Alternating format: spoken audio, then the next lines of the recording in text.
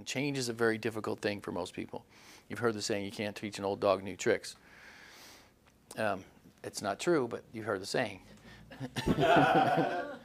It's one of those things that we'll talk about tomorrow, about the things that you believe and have always been told that are true are not necessarily true. All those lists of things. We wear 7 or 8 hats in our life, and so we're going to add to that something new. There's a psychology and a way to go from where you are to where you want to be. And this is going to be the nice, easy, clean picture, of course, shortest route possible to get to change. And to get there highly successful, not just incremental change, because most people will change incrementally. It'll take 100 or 200 years to change a country's idea.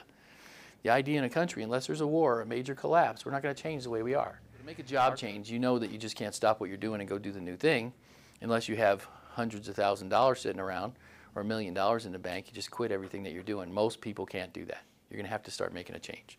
And so here's the process. The first thing you need to do is change your value.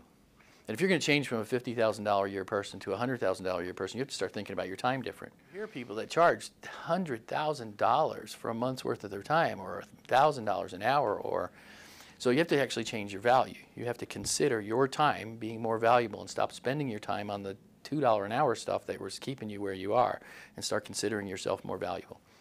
When I was back in years and years ago, I was in the computer programming world and network marketing, networking and doing computer stuff. I got so busy that I had to hire some of the stuff out, and I called in some consultants.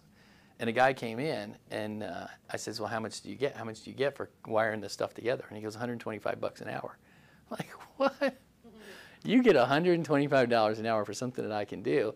I've only been charging $25 an hour at that point. I was charging $25 an hour to do the very same thing. And I'm like, I'm at least as good as this guy.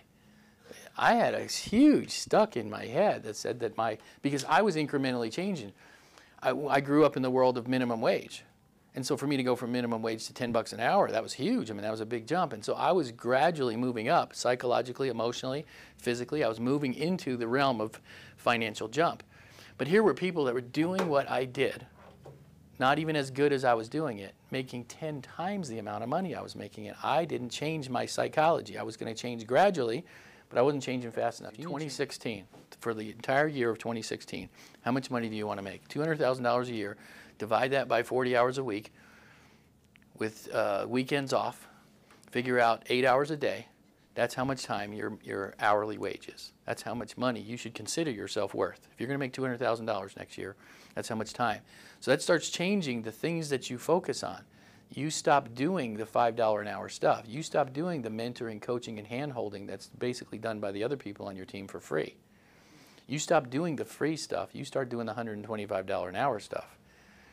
And if you're going to make $1 million a year, that's $623 an hour. You're not going to make $625 an hour by holding people's hands.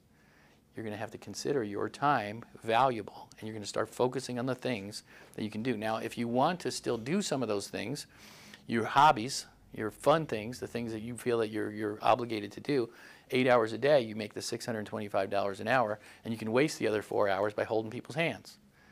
Babysitting, answering questions that you shouldn't be answering. If you really feel like that's a necessity for you, then do it on your spare time.